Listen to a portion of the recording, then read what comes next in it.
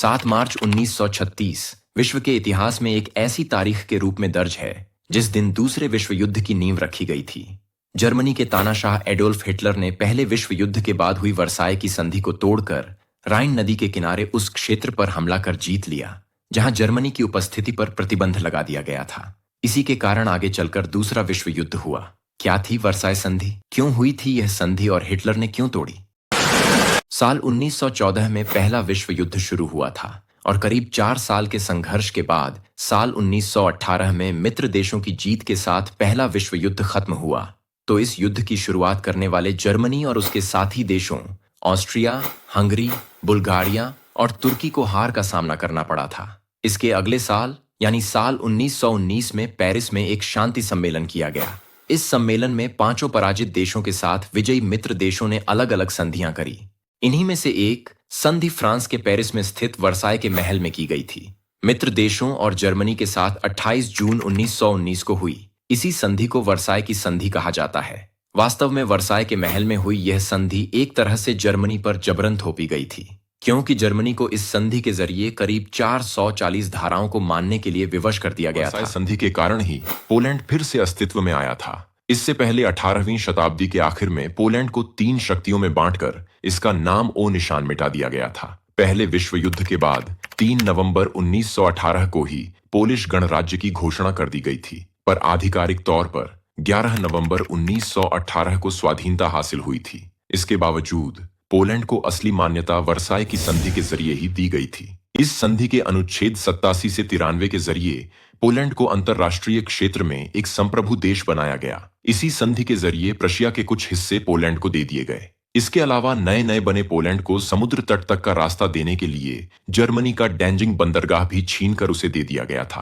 पहला विश्व युद्ध के दौरान हिटलर ने स्वेच्छा से जर्मनी की सेना के लिए कुरियर के रूप में काम किया था। उसे पश्चिमी मोर्चे पर नियुक्त किया गया था। इस दौरान वह सैनिकों को कमांड के संदेश पहुंचाता था। इसके लिए दिसंबर 1914 में हिटलर को दूसरी श्रेणी का आयरन क्रॉस भी मिला था। साल 1918 के अंत में जब जर्मनी युद्ध हारा तो हिटलर एक सैन्य अस्पताल में भर्ती था। जहरीली गैस के हमले से उसकी आंखें प्रभावित हुई थीं।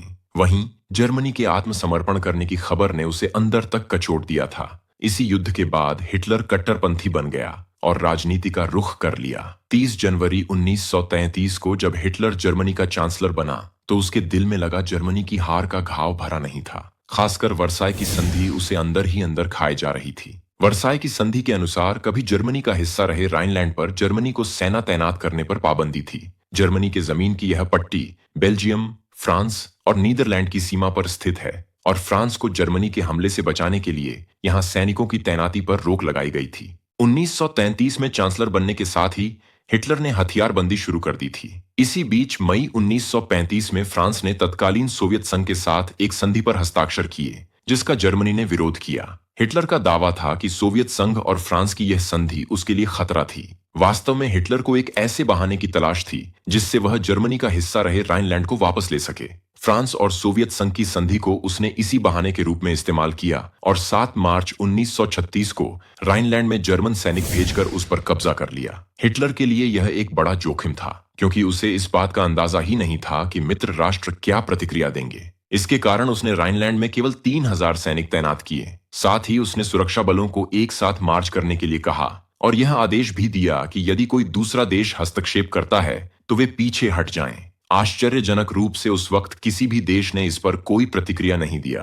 तब जर्मनी के पुराने दुश्मन इंग्लैंड और फ्रांस अपनी अपनी घरेलू समस्याओं से निपटने में लगे थे। वहीं कुछ अन्य देशों को लगा कि जर्मनी को राइनलैंड वापस लेने का अधिकार है, क्योंकि पहले विश्व युद्ध तक यह क्षेत्र जर्मनी का ही था और हिटलर के पहले के जर्मन शासक भी इसे वापस पाना चाहते थे। एक तरह से हिटलर द्वारा राइनलैंड पर कब्जे के लिए जुआ खेला था, जो उसके पक्ष में रहा। इससे उसको हौसला मिल गई और दूसरे अंतरराष्ट्रीय समझौतों को भी तोड़ने की दिशा में बढ़ गया। राइनलैंड पर कब्जे के साथ ही फ्रांस के रणनीतिक लाभ को उसने छीन लिया और फ्रांसीसी सीमा पर अपने सैनिक तैनात करने में कामयाब रहा। वर्साय की संधि से मिले अपमान को मिटाने के लिए जर्मनी में उसका सम्मान किया गया। इस तरह तानाशाह हिटलर जर्मनी की ताकत बनता गया। हिटलर ने 1936 में राइनलैंड पर कब्जे के बाद ऑस्ट्रिया का विलय और 1938 में सुडेटेनलैंड पर कब्जा कर लिया। मार्च 1939 में चेकोस्लोवाकिया के हिस्सों पर और सितंबर 1939 में पोलैंड पर अधिकार जमा लिया। इसके बाद दूसरे मित्र राष्ट्र जागे और पूरी दुनिया दूसरे विश्व युद्ध की आग में एक एक कर कूदने लगी।